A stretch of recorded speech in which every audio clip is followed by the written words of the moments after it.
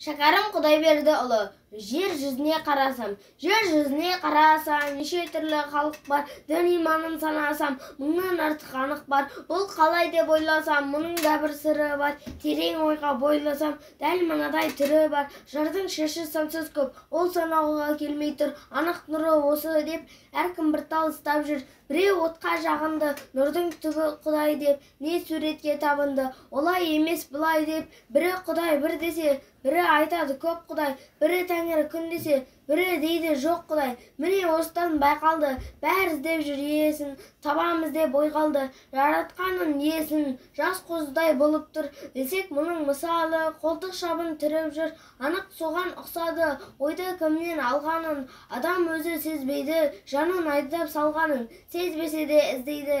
Хақиқаттың тарауы түгел жетпей қалмайды, әртүрлі боп қарауы көп анықтай алмайды. Жердің жүзін дәл тауып, ешбірдің жоқ орныққан, бәрінде де бар қауіп, дін көбейді сондықтан.